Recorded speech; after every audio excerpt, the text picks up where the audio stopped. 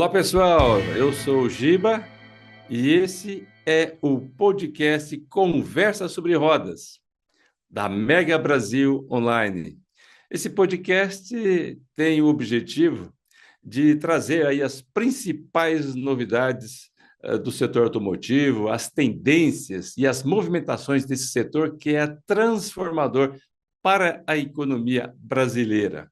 Aqui a gente vai receber sempre executivos, especialistas, analistas do setor, para trazer uma ideia mais clara da transformação desta indústria e desse mercado. E falando em novidades, falando em tendências e movimentações, claro, o tema mais pertinente para esse momento é a guerra do Oriente Médio e o seu impacto na indústria automotiva brasileira. Mundial, a gente já sabe que tem, mas vamos focar aqui nesse impacto na indústria automotiva brasileira. E não poderíamos ter um melhor convidado do que Cássio Pagliarini. Ele é Chief Marketing Officer da Bright Consulting, que é uma das principais consultorias automotivas do Brasil. Só para vocês terem uma ideia, a Bright ela atua apoiando as empresas na tomada de decisões, na avaliação de cenários complexos relacionados à geopolítica, economia, enfim, como eu disse, a transformação da indústria automotiva. Cássio, você foi muito gentil em ter atendido o nosso convite para a gente conversar um pouco sobre esse tema tão urgente, né? Obrigado aí pela sua participação. Sou eu que agradeço a Mega Brasil pelo convite, Gilberto. Um prazer participar. Muito bem, nós estamos vendo, né, Cássio, em toda a mídia, né, toda essa situação do Oriente Médio. A gente já está ouvindo falar de ameaças aí para riscos no aumento, na escassez ou na falta de distribuição normal do petróleo. Vemos riscos aí para os preços dos combustíveis, mas então queremos entender o que é a Bright Consult, como a Bright Consult está visualizando esse momento da indústria. É uma época de desafios em que o preço do petróleo, a guerra, ele afeta principalmente o índice de confiança do consumidor. E o mercado brasileiro, ele tem quatro índices que afetam o seu volume, sendo que o índice de confiança do consumidor, ele é o mais urgente, ele é o que reflete mais rapidamente qualquer mudança no volume de vendas. Então, a gente tem taxas de juros, a gente tem distribuição das classes econômicas, e a gente tem o preço dos veículos. Preços têm andado estáveis. A mudança de classe econômica não tem acontecido com velocidade. Taxa de juros, nós tivemos uma pequena baixa agora. Então, é o índice de confiança do consumidor que afeta o volume. E o índice de confiança, ele sofre influência de qualquer ação externa e interna aqui no Brasil que faça as pessoas segurarem a compra ou prosseguirem a compra de veículos. E essa suspense, Cássio, continua, né? Enquanto a gente está vendo diariamente o acirramento dessa guerra, dessa situação, esse índice de confiança vai diminuindo, né? Vai sendo bem impactado. Como é que você está vendo essa parte, então, também? Tudo depende da duração da guerra, né? Ah, eu, particularmente, eu esperava que fosse algo bastante rápido, alguma intervenção. Na minha cabeça, ninguém tem força suficiente para enfrentar os Estados Unidos num conflito armado.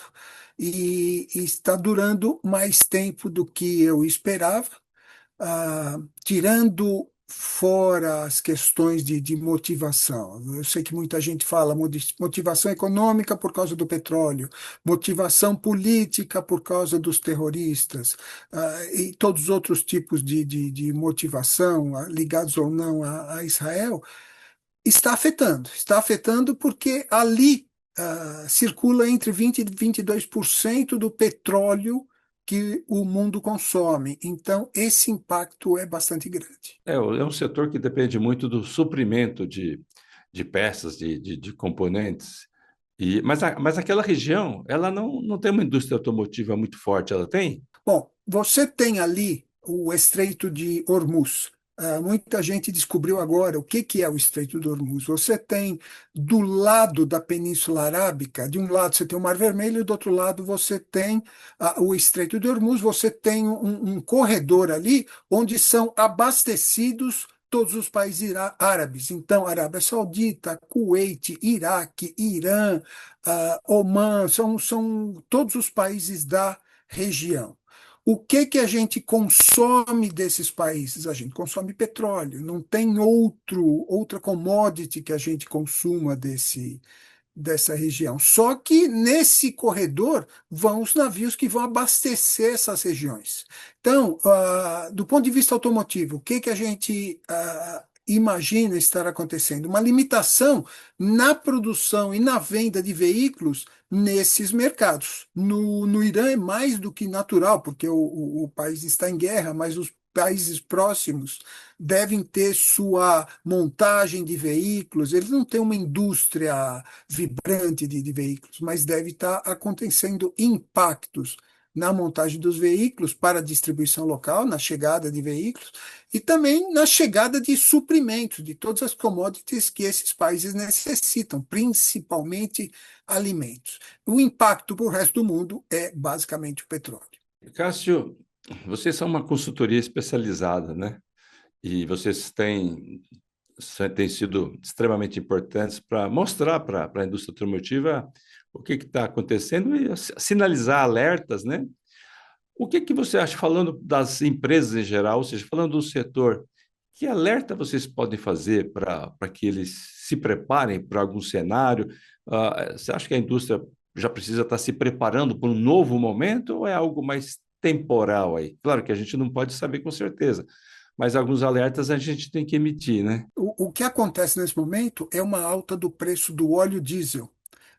O Brasil ele é dependente em quase 30% de óleo diesel externo.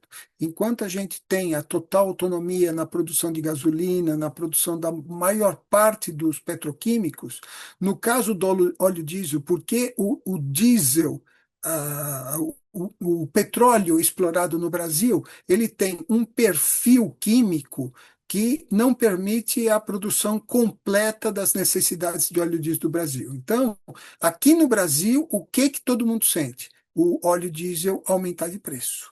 E o óleo diesel ele é importante não apenas para a indústria automotiva, ele é importante porque o Brasil tem 65, 70% dos seus bens transportados por caminhão e caminhão usa óleo diesel. Então, a necessidade do diesel aqui no Brasil é por questões logísticas, não é por questões de indústria.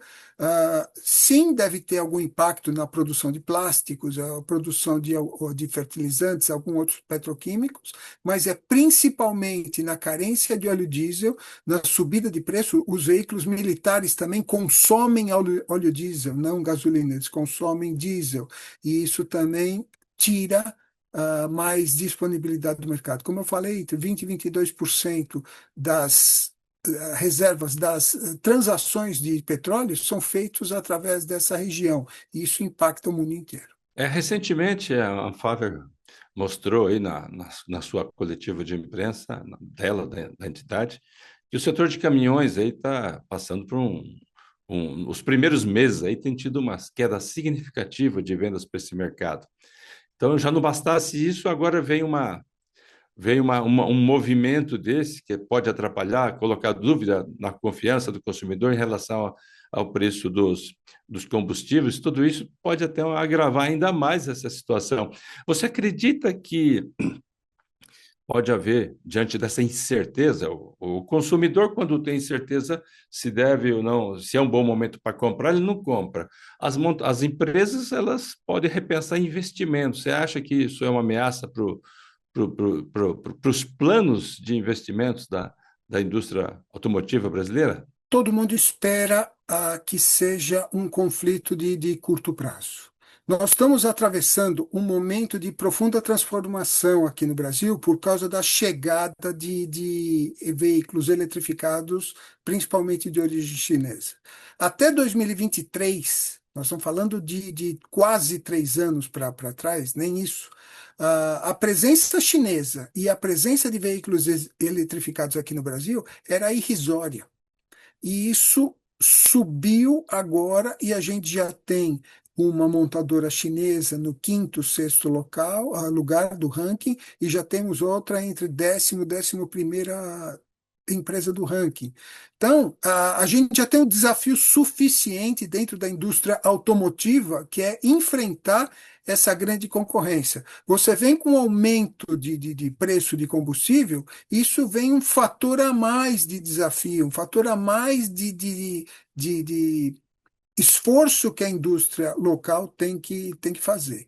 Ah, e eu digo mais, a presença das chinesas aqui no Brasil, elas vem com muito investimento, com muita tecnologia e inovação, e é necessário que as empresas tradicionais localizadas aqui no Brasil façam seus investimentos para ter as soluções brasileiras. Não adianta você pegar um veículo, um enlatado da Europa, um enlatado dos Estados Unidos e aplicar no Brasil, porque a solução não é a mesma. Em primeiro lugar, nós temos veículos flex aqui, precisamos da capacidade de operar com etanol. Segundo, o veículo elétrico, ele é um veículo que exige incentivos do governo, exige pontos de carregamento que estão crescendo, mas ainda não são suficientes e o veículo elétrico tem um preço muito grande. Então, essa crise gerada pela guerra do Irã, ela vem num momento que já a indústria automobilística passa por um desafio bastante grande, que é a chegada dos chineses. Então,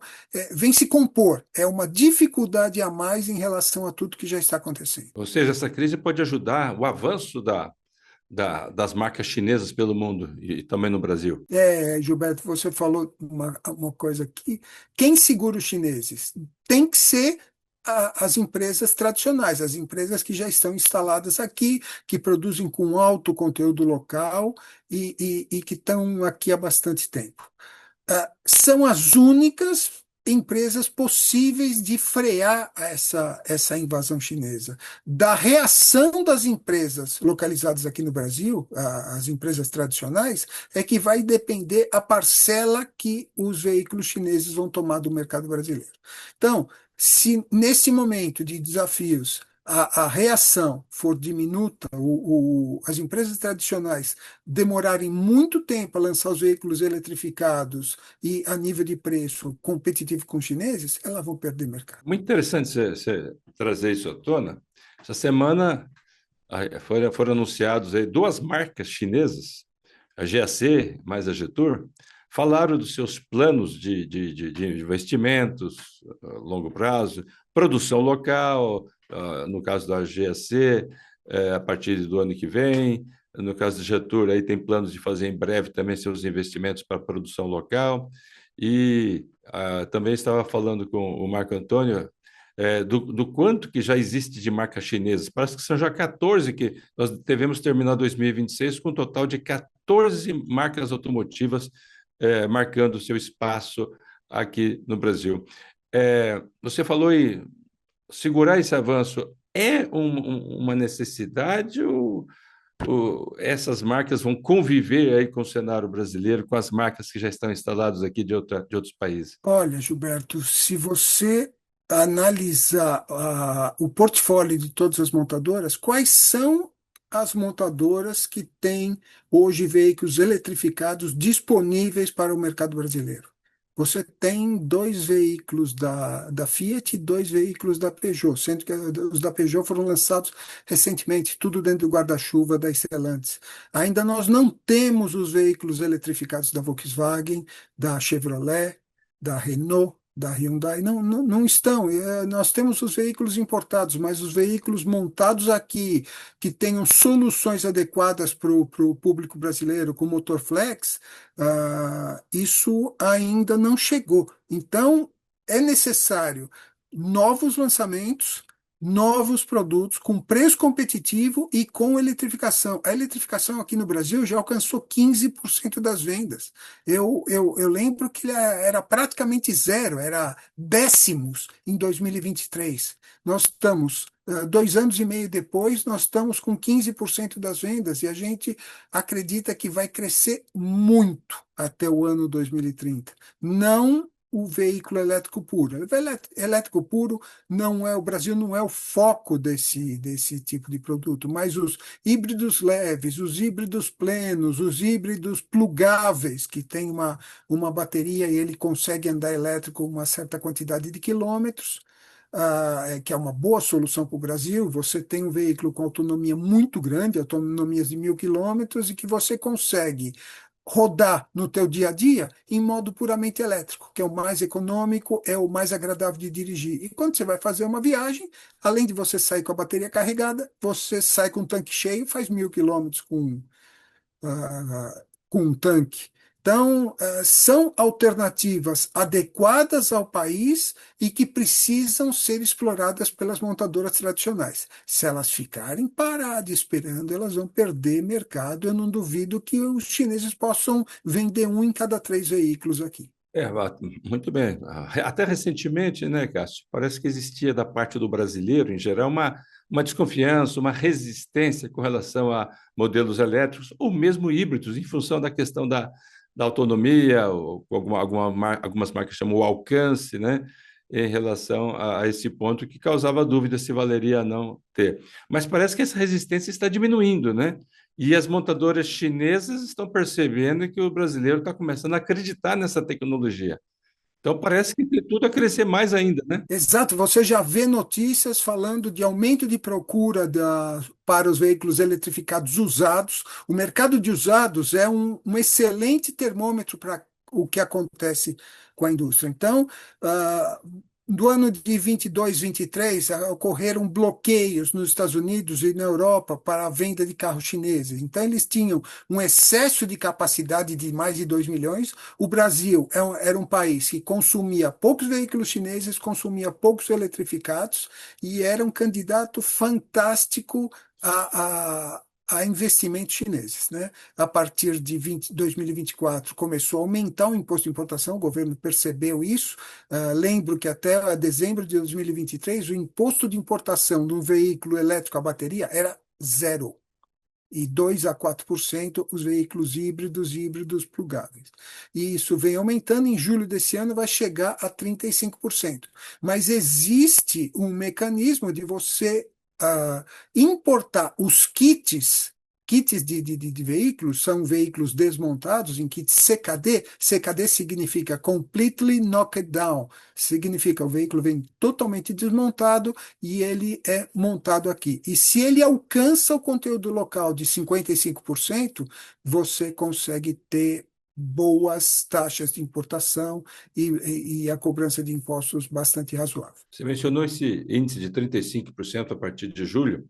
Talvez isso já comece a ser um pouco de freio aí no bom desempenho dos produtos chineses no Brasil, né? Será que existe essa possibilidade? Exatamente. A barreira fiscal, ela serve a esse propósito, a você modular, moderar o ímpeto, a volúpia com que o mercado externo consegue colocar produtos aqui no Brasil para manter os empregos, para você manter a capacidade produtiva local. Para veículos que não são premium, você colocar 35% de imposto de importação, isso é uma carga apreciável. Você não consegue produzir um veículo na faixa de 150, 120, 180 mil reais com um imposto de importação de 35%. As empresas que trazem vão ter prejuízo com isso, mas elas estão fazendo a sua curva de aceleração. Elas começam trazendo veículos importados, passam a montar os veículos em regime SKD. SKD é semi-knockdown, semi-knockdown. É um veículo semi-desmontado. A carroceria, ela vem montada, pintada com vidros e isolamentos instalados. Todo o resto vem solto no container e elas são montadas aqui. Aí você passa para o processo CKD, que é o Completely Knockdown, e você tem que alcançar os 55% de conteúdo local.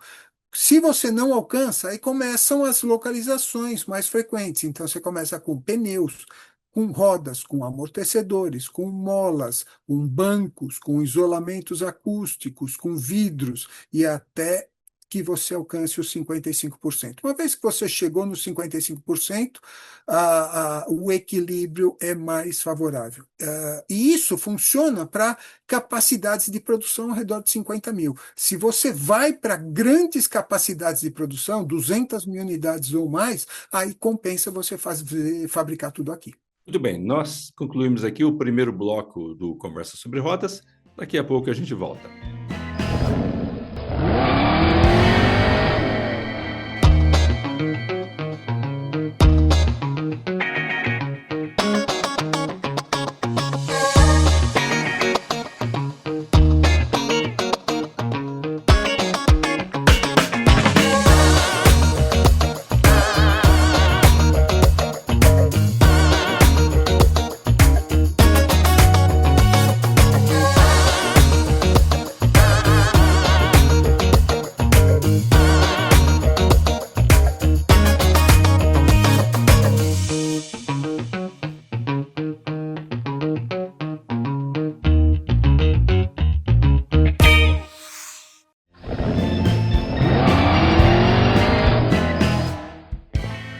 Conversa sobre Rodas está retornando aqui. A nossa conversa hoje é com Cássio Pagliarini. Ele é Chief Marketing Officer da consultoria Bright Consulting.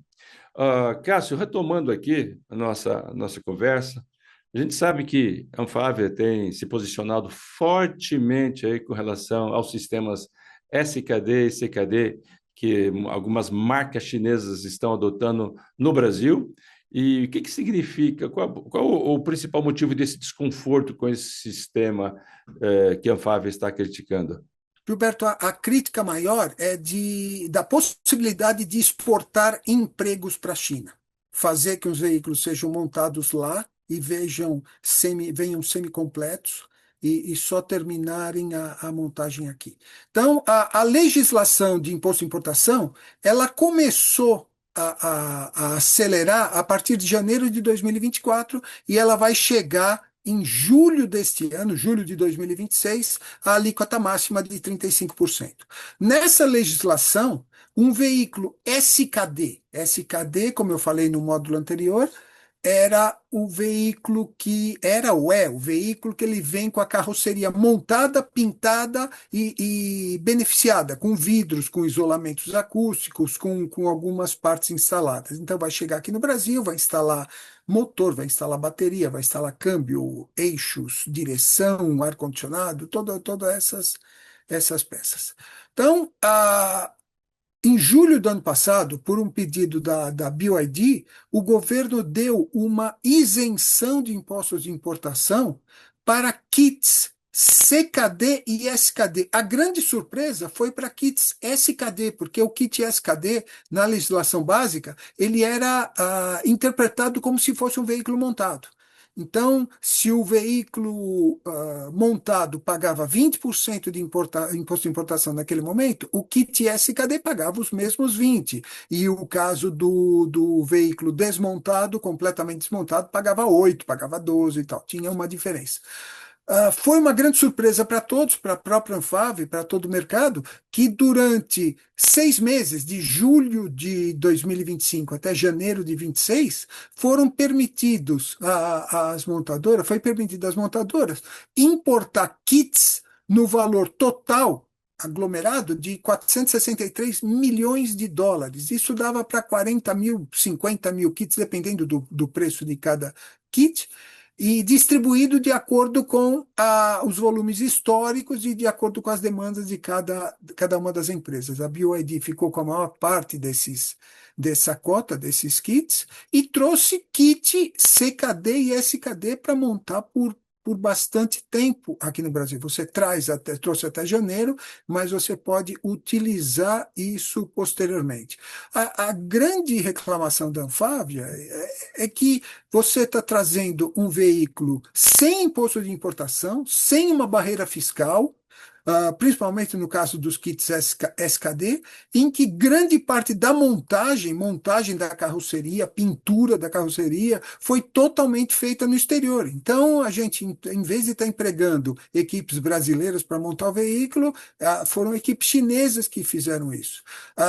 Todo mundo entende a necessidade de você ter uma escadinha, de você ter uma rampa para alcançar a produção local, mas isso não significa você, de uma hora para outra, dar uma isenção para esses kits.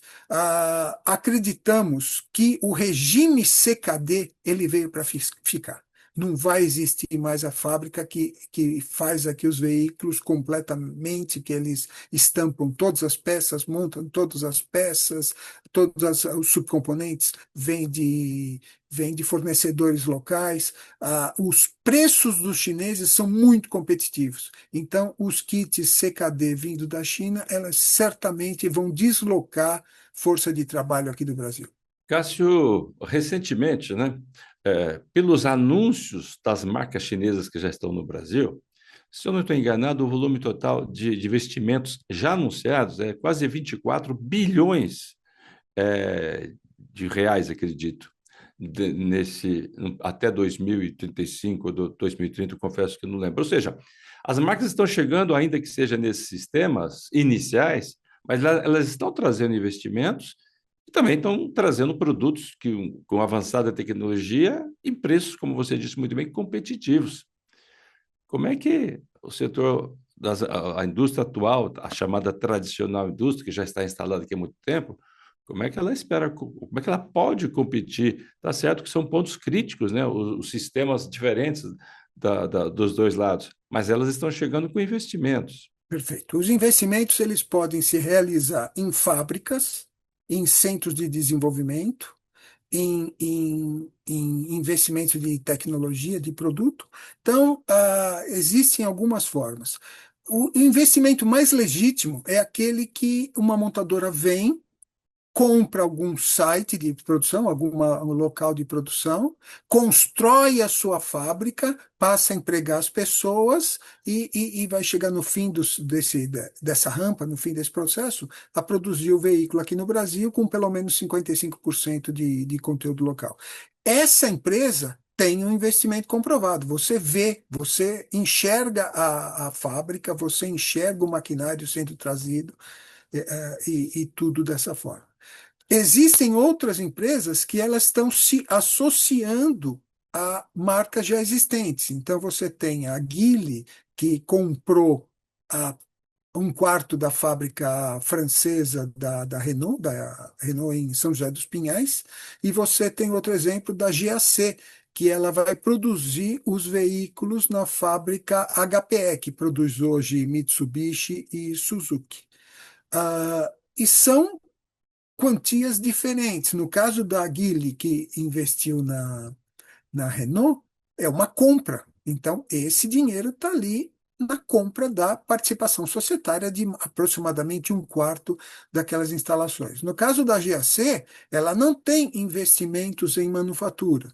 Ela está fazendo investimentos em centros de desenvolvimento, centros de distribuição, que são válidos dentro do programa Mover, têm os benefícios também, mas não são na mesma magnitude. Uma coisa é você construir uma fábrica para montar 300 mil veículos. Outra coisa é você comprar uma fábrica para colocar os seus produtos produzidos lá dentro. E uma terceira coisa é você alugar uma linha de montagem para produzir seus produtos naquela linha. São níveis decrescentes de investimentos. Os níveis maiores hoje estão sendo realizados pela BYD e pela GWM. Essas duas empresas têm fábricas próprias. Perfeito. E na ponta de tudo isso, né, está lá o consumidor brasileiro que está vendo chegar aí no mercado, né, produtos com muita tecnologia, design avançado, competitivos, né? Vai ser difícil o consumidor brasileiro abrir mão de produtos bons, ainda que sejam das marcas chinesas, né? Em função da oferta dos modelos mais tradicionais. Porque o brasileiro, como a gente sabe muito bem, ele compra aquilo que agrada e que cabe no bolso dele, né? Acho que vai ser meio irreversível essa tendência de avanço das marcas chinesas no Brasil, não? Nós costumamos dizer que as marcas tradicionais, todas vocês precisam ter um chinês para chamar de seu. Porque é possível você utilizar essa capacidade produtiva na China para trazer kits de qualquer marca. Você pega todas as marcas internacionais, você pega Ford, você pega General Motors, pega Volkswagen, todas elas têm fábricas na China, têm associações com empresas chinesas. Muitos dos produtos vendidos aqui no Brasil, no conceito, sob essas marcas, eles são produtos que são desenvolvidos e produzidos na China também. Então, precisa haver uma modificação grande, incorporação de kits chineses onde isso for possível, porque o custo de produção é genuinamente baixo lá na China, que permita essas fábricas produzirem aqui no Brasil num nível de eficiência maior que tem hoje, num nível de rentabilidade maior do que tem hoje. Os chineses eles chegaram muito forte no segmento médio do mercado brasileiro, que é onde estão os SUVs e veículos um pouquinho maiores. Esse é o local onde as montadoras instaladas aqui mais ganham dinheiro. E é exatamente esse o segmento em que os chineses estão entrando e estão fazendo um estrago muito grande. Filé mignon para as montadoras tradicionais. E eles têm qualidade. Fazer uma reflexão aqui, até o ano 2000, a China ela era uma consumidora de tecnologia. O próprio Brasil exportava kits CKD do Santana da Volkswagen, para ser montado lá numa versão táxi. Eu andei numa versão Santana táxi na China. E o kit era produzido aqui no Brasil. De consumidor de tecnologia, eles passaram a fornecedor de tecnologia. Lógico, passaram-se 20 anos, mas hoje eles têm uma tecnologia de veículos eletrificados muito avançada, eles têm uma vantagem de 10 anos na produção de baterias e os veículos melhoraram muito, eles têm um estilo próprio, um design próprio, os materiais de acabamento progrediram, a qualidade percebida nos veículos está muito boa. E sim, as empresas tradicionais precisam repensar seus métodos de produção e na qualidade e design dos seus produtos. Muito bem, Cássio. Nós vamos dar mais um break e daqui a pouco a gente retorna.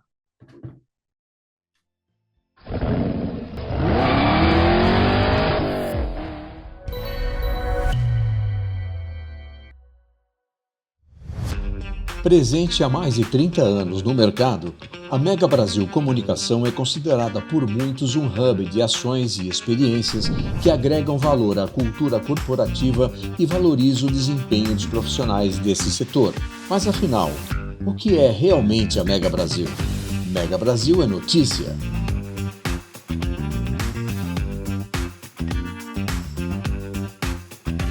Mega Brasil é editoria.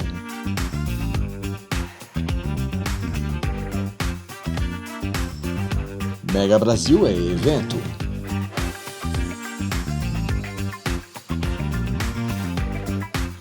Mega Brasil é reconhecimento.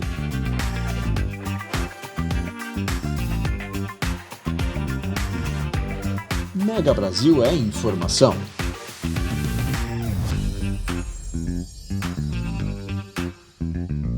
Mega Brasil é comunicação. Mega Brasil. A história da comunicação passa por aqui.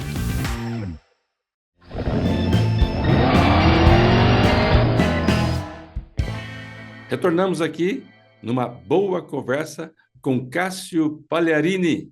Ele é Chief Marketing Officer da consultoria Bright Consulting. Voltando ao nosso papo, Cássio, eu queria te perguntar, a Bright Consulting está trabalhando com qual cenário para o mercado automotivo este ano e qual seria, neste cenário, a participação das marcas chinesas? Bom, falar um pouco de números aqui, Gilberto. A gente prevê este ano com 2,6 milhões de unidades vendidas, um pouquinho mais do que esse volume de produção, porque a gente tem uma exportação e uma importação muito parelhas, mas a gente tem exportação principalmente para a Argentina e México e outros mercados aqui da América do Sul, e a gente recebe veículos da Alemanha, recebe veículos da Argentina, muitos, e recebe veículos da China. Então, a nossa previsão para esse ano é ao redor de 2,6 milhões. Nós estamos, nesse momento, com 13% dos veículos vendidos aqui no Brasil, eles são de marcas chinesas. Não necessariamente todos eles importados. Por exemplo, uma marca chinesa é a Chery, que é produzida pela Caoa. Ela é uma marca chinesa, mas está em grande parte localizada aqui no Brasil. Eles têm produtos importados também, mas a grande parte está localizada aqui no Brasil. A BYD já começou a fazer a produção de veículos SKD lá na planta de Camaçari, e isso vem progredindo. Mas as marcas chinesas estão alcançando hoje 13%, e a nossa previsão é que elas cheguem a 21% ao redor do 2030. Crescimento gigantesco, porque elas vêm participando, vêm aumentando gradativamente. Eu já tinha falado que os veículos eletrificados, eles ultrapassaram já a marca de 15% do mercado brasileiro, e a gente tem uma grande penetração entre esses dois segmentos. Muitos dos chineses são eletrificados, a maioria dos eletrificados são chineses também. Falando dos modelos elétricos, 100% elétricos, eu tenho encontrado alguns Uber, o pessoal que trabalha com modelos 100% elétricos, e eu fiquei surpreso, Cássio, com a satisfação deles em terem descoberto o modelo 100% elétrico para trabalhar com essa operação. Ganharam muito em termos de produtividade, reduzir o custo de combustíveis. Como nós falamos agora há pouco, parece que esses modelos estão caindo na graça dos brasileiros, e aquela desconfiança sobre ser ou não ser eficiente, aplicável ao Brasil, está acabando, né? Acho que está cada vez mais firme aí a penetração forte dos modelos 100% elétricos no mercado também, né? Tá, o modelo 100% elétrico, ele se aplica perfeitamente ao que a gente chama mercado last mile. É o mercado em que você tem a distribuição urbana ou o transporte urbano de pessoas. Ah, o modelo elétrico, dentro desse tipo de operação, ele consegue ter custos operacionais de um quarto, um quinto do veículo a combustão. Só que ele tem um preço de aquisição maior. Para os taxistas, em que as grandes redes, a Uber, a 99 e as outras que estão se formando, dão incentivo, dão uma ajuda na compra ou no aluguel desses veículos, ou subsidiam o aluguel, ou ajudam no financiamento, fazem uma ajuda, sem dúvida, a compra de um veículo elétrico, totalmente elétrico, para o transporte de passageiros, transporte urbano, é a melhor alternativa. Você consegue economizar pelo menos 2/3 do gasto que você tinha com combustível, e a manutenção é menos frequente. Você não tem mais a necessidade de, a cada 10 mil quilômetros, parar o veículo para fazer uma revisão dos 10 mil, trocar óleo e tal.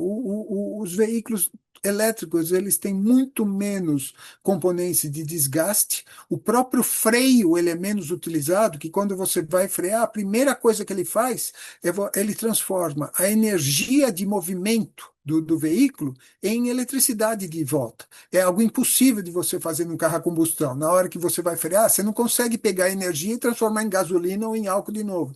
Mas o motor elétrico consegue fazer isso. E ele freia o veículo dessa forma. Então, nem as pastilhas de freio gastam muito.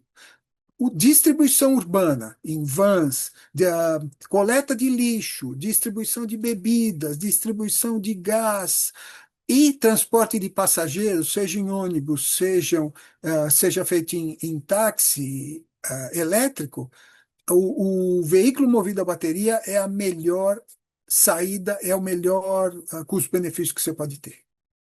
Olha que interessante. Então, realmente é um avanço irreversível. E, Cássio, para a gente finalizar, então, o nosso bom bate-papo, e já voltando para o nosso tema inicial, que é o conflito da guerra no Oriente Médio, essa previsão que vocês têm para o Brasil, esse crescimento da participação dos modelos elétricos, ele tende, então, a crescer, a se consolidar com esse conflito no Oriente Médio? A gente vê até a possibilidade de uma aceleração na eletrificação da frota. Por quê?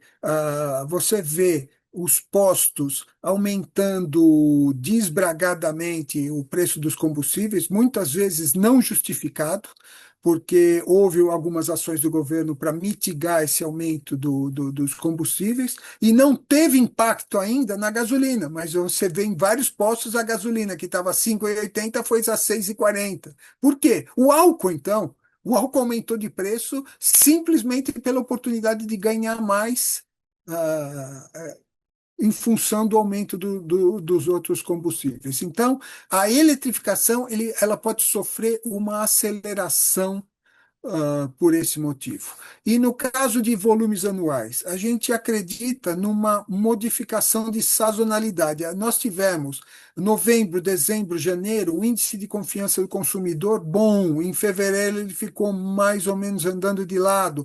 Agora, com a guerra e com a grande polarização que a gente tem aqui no Brasil, pode reduzir um pouquinho por causa de todas as notícias que aparecem. Então, nesse momento, a gente ainda não está mudando o volume anual do mercado de leves, de automóveis e comerciais leves, mas a gente muda um pouquinho a sazonalidade. Normalmente, o Brasil vende 55% do seu volume no segundo semestre, 45% dentro do primeiro semestre, e dentro, mês a mês, você tem os meses mais fortes, meses mais fracos, e a gente muda essa sazonalidade de acordo com a condição do momento. Só mais uma última pergunta. A gente falou bastante de automóveis elétricos, eletrificados, e a gente falou também de que o Brasil é um país muito focado no transporte sobre rodas por meio de caminhões. Existe uma marca no Brasil, a XCMG, que já está instalada no Brasil, é uma marca chinesa que está produzindo caminhões elétricos. E esse mercado de caminhões, veículos pesados elétricos, claro, os ônibus já fazem parte da nossa realidade, mas eu me refiro especificamente a caminhões. Ele está no cenário da indústria também, ter modelos, pelo menos avançando nesse segmento, até onde vocês sabem, Cássio? Sim, para a distribuição urbana. Um veículo que vai fazer entrega parcelada de mercadorias, uma betoneira que vai transportar concreto a curtas distâncias, entrega de gás, entrega de bebidas, coleta de lixo. Sim, esses caminhões têm um potencial de serem eletrificados. Imagine uma betoneira, um caminhão betoneira podendo entrar, ele não faz barulho, podendo entrar em qualquer vizinhança e distribuir o concreto sem incomodar ninguém. Então, existe esse mercado. E no mercado de vans elétricas também é um mercado que vai aumentar bastante a sua penetração. Quando você sai da distribuição urbana, quando você sai desse percurso de 100 quilômetros, 120 quilômetros por dia, você começa a esbarrar em outros quesitos. Você não tem os pontos de recarga em potência necessária, ou você não tem a autonomia necessária. Então, a solução que está acontecendo nos caminhões são os caminhões a gás. São vários tipos de gás. Gás liquefeito do petróleo, o gás do lixo, o biometano e gás natural. Você tem outros tipos de gases que estão sendo uma alternativa mais viável. Hoje já há 2% a 3% desse mercado. E você tem também o biodiesel, que está sendo misturado no diesel e traz também algum alívio nessa conta de você trazer o diesel de fora. Mas a pergunta inicial tua é: o mercado de caminhões elétricos ele é voltado para equipamentos de curta distância. 100, 120 quilômetros, mas que isso já começa a ficar mais difícil porque a bateria pesa bastante e ela é lenta na hora de carregar. Muito bem. Cássio, eu vou fazer agora a última pergunta, e essa pergunta vem direto do Marco Antônio Rossi, que é a seguinte. Vai ter espaço para todas as montadoras? O foco é mercado interno ou transformar o Brasil numa espécie de hub para exportação para os Estados Unidos e União Europeia? Essa é uma pergunta excepcional. Nós temos 14 marcas, como você falou, chinesas aqui, todas elas prometendo trazer fábrica ou se conectar a uma fábrica no Brasil e fazer um grande volume. Ah, quando eu falo que a gente vai ter 20, 21% de marcas chinesas em 2030, se você somar as promessas de todas elas, dá mais do que isso que eu falei. Então a gente acredita que não vão estar todas essas aqui no Brasil, pelo menos nos volumes anunciados. Então, outra coisa, exportação para a América do Sul. Ainda precisa ser provado que um veículo transportado de sua planta aqui no Brasil, imagina um veículo da BYD produzido em Camaçari, para ir ao Peru, ele tem que ir por estrada, ou precisa desenvolver uma estrada de ferro. O que é mais econômico? Você fazer esse transporte por estrada ou trazer direto da China para o Peru, para a Colômbia, para o Chile, por navio da China? Isso precisa ser demonstrado. Outra coisa que você falou agora, produção no Brasil de veículos de origem chinesa para venda na Europa. A Europa já tomou medidas protetivas para veículos chineses produzidos na Romênia, que está lá dentro da Europa. E esses produtos vão ter uma alíquota de importação mais alta do que produtos de outro lugar. Então, ninguém é bobo nesse mercado. No momento em que o Brasil estiver produzindo veículos chineses que tiverem um conteúdo razoável, lembra? Eu falei 55% de conteúdo local, 45% vai ser conteúdo chinês. Isso pode gerar uma barreira fiscal equivalente da União Europeia e dos Estados Unidos nem se fala. Hoje é impossível penetrar nele. Muito bem. Nós falamos com Cássio Pagliarini, ele é Chief Marketing Officer da Bright Consulting.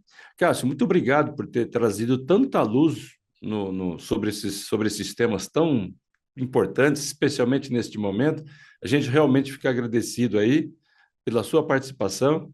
Deixo a sua despedida aí para que a gente tenha em breve aí a satisfação de ter você também em outro momento. Muito obrigado, viu, Cássio? Gilberto Marco, foi um prazer participar. Sou eu que agradeço o convite realizado. Obrigado. Colegas, até o próximo episódio do Conversa sobre Rodas.